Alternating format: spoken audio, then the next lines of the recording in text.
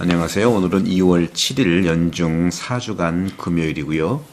마르코복음 6장 14절에서 29절의 말씀인데 오늘 헤로드의 생일이에요.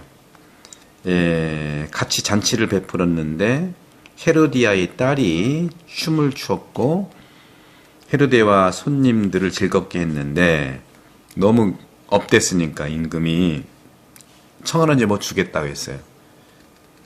그런데 짓궂게도 어머니의 교사를 받아가지고 헤로디아는 어머니의 교사를 받아가지고 세례자 요한의 머리를 요구해라 하고 어머니가 교사한 대로 헤로디아의 딸이 청하는 겁니다. 임금은 몹시 괴로웠지만 맹세까지 해서 어쩔 수 없었다고 하는 건데 이 부분들이 참 오늘 저는 헤로디아는 요한에게 앙심을 품고 있었다는 이런 애증관계, 세례자 요한을 존경도 하면서도 질투도 하는, 그래서 세례자 요한을 죽여버리잖아요. 자기의 그 생일잔치에서 고관들과 자기 체면들이 있기 때문에 하는 거죠. 현대 심리학은요, 인간의 연민과 혐오 등 애증 감정의 본능과 그 원인을 연구한다고 합니다. 인간은요, 인격이라는 것이 있는데 그 마음과 생각의 순수함을 드러내는 거예요. 인격은 영혼이거든요. 제가 여기 영혼 돌봄 책이 있는데 영혼은 인간의 인격이에요. 마음과 생각이 움직이는 인격이죠. 여기에는 윤리성이 함께 드러나잖아요. 그죠? 그런 점에서도 타고난 심리 본능과 획득된 인간 영혼의 인격, 그러니까 타고난 것, 어머니 뱃속에서부터 유전자라고 할 수 있는 타고난 것과 그 태어나면서 획득된, 어머니 뱃속부터 획득된 그러한 환경들, 그것이 바로 인간을 성숙하게 하는 거예요. 제가 오랫동안 사제생활을 하고 쭉 봐온 결과 어렸을 때의 그 경험이 굉장히 중요해요. 아빠와의 관계, 어머니와의 관계. 그런 점에서 오늘 마태복음 5장 11절에 보면 나 때문에 너희를 모욕하고 박해하며 너희를 거슬러 거짓으로 온갖 사악한 말을 하며 너희는 행복하다 하는 말씀으로 세례자 요한을 이해할 수밖에 없을까 하는 것이죠. 다시 말하면 죄 속에 사는 헤로디아 엄마죠. 엄마는 회개와 보속을 설교하는 세례자 요한을 사랑할 수가 없었어요. 죽이고 싶어서. 왜? 자기가 죄인이기 때문에. 죄에 대한 회개를 설파하는 헤로드를 죽이는 거예요. 자기가 죄인이니까 죽이는 거예요. 죽이면 자기 죄가 해방되는 것 같았죠. 이처럼 심리학은 사람이 느끼는 사랑과 연민 그리고 미움과 혐오에 관한 본능적인 원인을 탐구하는 겁니다. 복음도 역시 그렇고, 제가 영혼들 보면 다 그런 내용들이에요. 그래서 저는 매일매일 생활에서 부정적이건 긍정적이건 어떤 우리가 살면서 누구도 악을 행하고 원수처럼 여기면 안 되는 거예요. 제가 항상 말씀드리죠. 누구를 비판하거나 누구를 평가할 수가 없어요. 누구도 그러한 권한을 받은 적이 없어요. 그래서 제가 계속해서 말씀드리는 거, 성찰, 식별, 판단. 그래서 성찰, 식별을 제대로 하면 판단은 스스로 이루어져 가지고 심판이 이루어지는 거예요. 제가 말씀드렸죠. 그저께도. 성찰은 자신이 반응하는 걸 보는 거예요. 누구에 대해서도 어떤 사건에 대해서 내가 반응하는 걸 보는 게 성찰입니다. 식별은 뭐냐면 기준을 가지고 보는 건데 그 기준이 예수님과 하느님과 성경과 신앙 진리잖아요. 그 예수님, 하느님, 신앙 진리와 그 사람이든 사건이든을 잘 분석하고 대조해서 차이를 알아내는 것이 식별이에요. 차별하는 게 아닙니다. 차이를 알아내는 거예요. 그러면 판단은 스스로 하게 돼 있어요.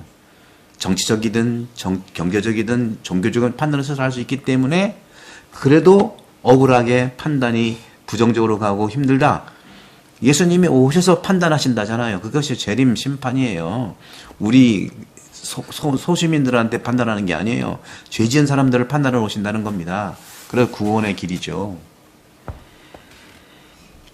오늘 복음에서 헤로데는 요한을 두려워하며 하는 말이 있어요. 헤로데 역시 똑같아요. 죄 속에 있기 때문에 그래요. 그래서 세례자 요한을 죽게 할 뜻은 없었어요. 그래도 헤로데는 정치인이기 때문에 그걸 완급을 조절할 수가 있었는데 사악한 헤로디아는 죄 속에 살기 때문에 헤로데를 시켜가지고 정적을 제거하는 거죠.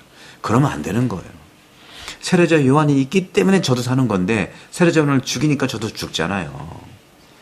인간사가 마찬가지예요. 정치적인 것도 그렇고요. 본당에서도요. 저 한 사람만 없으면 내가 살겠지. 그 사람 때문에 내가 사는 거예요. 그 사람 없어봐요. 자기가 더 갑질할 수 있어요. 정치가 그렇습니다. 그전에 그랬잖아요. 뭐 우리나라 역사적으로 대통령 된 후보들을 많이 암살 계획이 있었잖아요. 김대중 같은 경우는 CIA에서 살렸고 말이죠. 그죠? 그리고 많은 경우에 뭐 A당이 있고 B당이 있으면은 A당과 B당 적대적이지만 B당에서 B당의 무슨 대표자가 죽음에 처하는 계략을 세우면 A당 대표주자가 그러지 말라고 얘기를 하는 거예요. 이것이 바로 서로 사는 길입니다. 그래서 우리는 살아가면서 성경이 이 사실을 가르치고 있는데 두려움이라고 하는 것이 바로 구원의 시작인 것. 두려워해야 돼요. 죽이는 것에 대해서 두려워해야 되고 범죄를 저지르는 것에 대해서 두려워해야 돼요. 그게 바로 하나님을 두려워한다는 거거든요. 잠언 1장 7절에 보면 주님을 경외함은 지식의 근원이다. 하지만 미련한 자들은 지혜와 교훈을 업신여긴다. 보십시오. 법기술자라고 하는 사람들 지금 계속 법기술로 여러분들 걸고 넘어지잖아요. 두려움이란 우리보다 강한 누구 또는 무엇에 대한 현존을 발견하고 그것을 생각할 때 나타나게 되어 있어요. 우리는 왜 두려워합니까? 무장한 도둑들이 있을 때, 폭풍우가 있을 때, 천둥 번개, 천재지변, 또 오늘날 같이 불안한 정치 현실들을 두려워하잖아요. 그래서 강한 사람을 만나기를 원하지 않습니다. 민주국가 보세요. 강한 사람이 안 나나. 근데 희한하게 유럽만 빼고요. 러시아, 미국, 한국, 중국 강한 자가 다 프레시던트가 돼요. 프레시던트가 우리는 대통령으로 번역하는데 그렇지 않아요. 프레시던트라는 것은 우리도 프레시대라고 하는. 저도 이제 책임자로 우리 아들 대학교 책임자를 했을 때 영어로는 프레시던트예요. 프레시던트가 어떤 뜻이냐? 프레시대라는 데서 나온 건데 프레시대는 회의의 주관자를 얘기하는, 진행자를 얘기하는 거예요. 따라 대통령은요, 여러 사람들의 의견들을 잘 모으고 주관하고 통합하고 소통하는 자가 프레시던트라고 하는 거거든요. 그런 점에서 하느님을 두려워하는 자는요, 그분의 손이 전능하다는 것을 발견할 것입니다. 그리고 종종 지옥과 형벌이 두려워서 하느님 계명을 지키는 것으로 느껴지는 거예요. 그렇죠. 그런데 이 현실들이 땅 위에 적지 않게 존재하고 있어요. 교회는요, 이러한 두려움을 보호해 왔습니다. 이는 완전한 영원 상태는 아니지만 바로 구원의 시작이라고 하는 것이죠. 트렌트 공의회는요, 트렌트 공의회가 뭐냐면 종교개혁 이후에 가톨릭이 다시 재정비한 공의회거든요. 여러 가지. 그 공의회는 형벌의 두려움 때문에 악을 피하는 자는 선을 살기 위한 시작이라고 말했어요. 선을 사는 자는 천천히 하지만 분명하게 그 선 안에서 성장하고 그것을 사랑하기 시작합니다. 영성생활의 단계에서도요, 두려움보다 낮은 단계이고, 그러니까 두려움은 보다 낮은 단계이고 사랑은 보다 높은 단계입니다. 수도생활의 아버지인 성 안토니오 아빠스는 이렇게 말을 했습니다. 나는 더 이상 하느님을 두려워하지 않는다. 아빠스 안토니오의 생애 마지막에 이러한 표현을 했죠. 사랑하는 우리 형제 자매 여러분, 오늘 복음에서 헤로데의 심정 어떤 거죠? 맹세까지 하였고 또 손님들 앞이라 현실적인 자기 체면에 두려움을 갖고 있는 거예요. 하느님을 두려워하거나 진리를 두려워하거나 죄 안 짓는 것을 그러니까 죄 짓는 것을 두려워하는 것이 아니라 바로 앞에 있는 그 손님들 뭐 헤로디아가 딸 시켜서 했던 그런 부분들 영적인 관계가 아니라 외적인 관계에 있는 사람들을 두려워하는 거예요.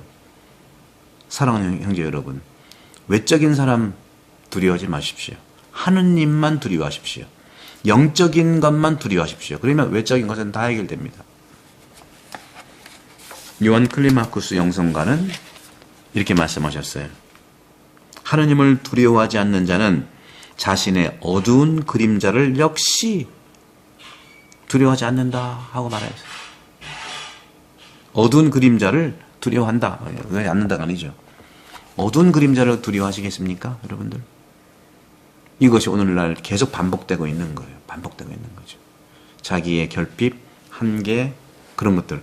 그런 점에서 저는 계속해서 여러분들께 성찰, 식별, 이 판단에 대해서 계속 어떤 주제든지 똑같은 거니까 말씀을 드리도록 하겠습니다. 여러분들 성찰과 식별과 판단의 기술을 주님으로부터 배우고 말씀학교에서 배우고 영혼돌봄에서 배우고 내가 스스로 그렇게 방어하고 준비할 때 우리 모두는 하느님 나라로서 삶을 살 수가 있다는 말씀을 드리겠습니다.